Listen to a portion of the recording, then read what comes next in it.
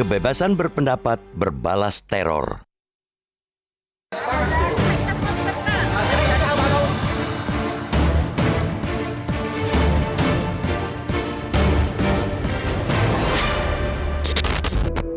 Kebebasan berpendapat di negeri ini mendapatkan ancaman dari sekelompok orang yang gemar memaksakan kehendak.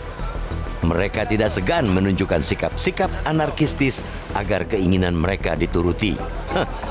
Kali ini yang menjadi sasaran adalah Rocky Gerung. Akademisi yang dikenal vokal mengkritik pemerintah tersebut tengah tersandung kasus pidana karena makian dengan kata-kata kasar yang ditujukannya kepada Presiden Joko Widodo.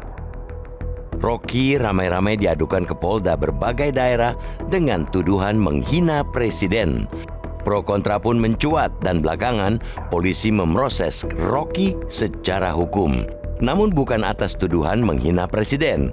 Rocky dimintai klarifikasi terkait dugaan penyebaran berita bohong sehingga menimbulkan keonaran di kalangan masyarakat sebagaimana diatur dalam pasal 14 Undang-Undang Nomor 1 Tahun 1946.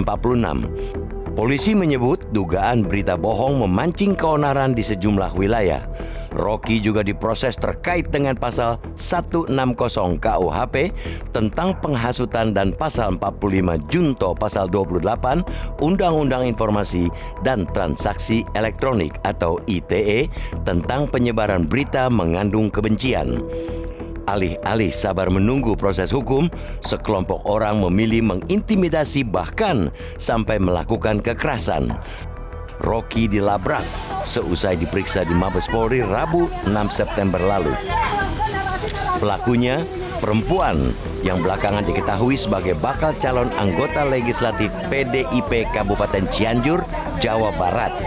Pelabrak Rocky diduga berasal kelompok yang mendemo dan melempari rumah Rocky dengan telur.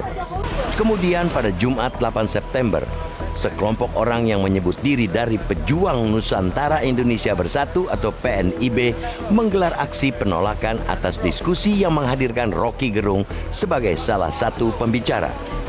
Dalam acara yang digelar di Sleman, Yogyakarta itu, botol mineral pun melayang dari arah massa PNIB ke panggung hingga mengenai pembicara lain, pakar hukum tata negara Refli Harun. Ini bukan pertama kalinya mereka melakukan aksi menolak kehadiran Rocky dalam acara diskusi. Sebulan yang lalu, mereka menggelar aksi serupa juga di Sleman. Bahkan sejumlah kampus tiba-tiba membatalkan diskusi dengan Rocky, padahal organisasi mahasiswa jauh-jauh hari sudah mengundangnya. Seharusnya kelompok yang kontra ikut serta dalam diskusi tersebut dan berdebat. Misalnya, soal penggunaan diksi-diksi yang dinilai tidak etis yang acap kali disampaikan Rocky. Mereka tidak peduli bahwa kebebasan berpendapat merupakan hak mendasar warga negara Indonesia yang dilindungi konstitusi. Pasal 28 dan Pasal 28E ayat 3 Undang-Undang Dasar Republik Indonesia tahun 1945 menyatakan setiap orang berhak atas kebebasan berserikat, berkumpul, dan mengeluarkan pendapat. Betul, para peneror Rocky juga memiliki hak untuk menyampaikan pendapat dan pendapat itu bisa bertentangan dengan warga lain, termasuk Rocky. Akan tetapi, penyampaian pendapat yang dilindungi konstitusi bukanlah dengan cara-cara mengintimidasi, apalagi anarkistis. Berunjuk rasa tentu saja boleh, tapi tidak menghalang-halangi hak orang lain menyampaikan pendapat. Bila perlu, undang Rocky Gerung untuk debat dalam forum diskusi. Kebebasan berpendapat sampai hari ini masih mendapatkan ganjalan dari sisi penguasa dan perangkat undang-undang. Revisi pasal-pasal karet dalam Undang-Undang ITE, diantaranya pasal 28 yang dinilai memberangus kebebasan berpendapat baru dimulai. Itu pun masih dirundung masalah minimnya transparansi dalam proses pembahasan di DPR.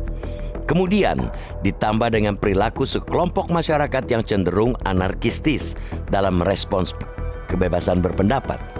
Pantas saja bila hasil survei Indikator Politik Indonesia yang digelar tahun lalu menunjukkan sebanyak 62,9% masyarakat merasa takut berpendapat.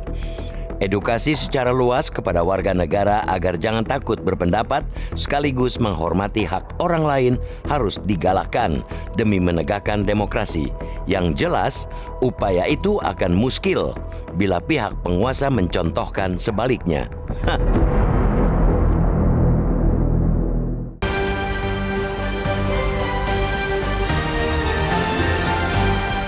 Jelajahi cara baru mendapatkan informasi. Download Metro TV Extend sekarang.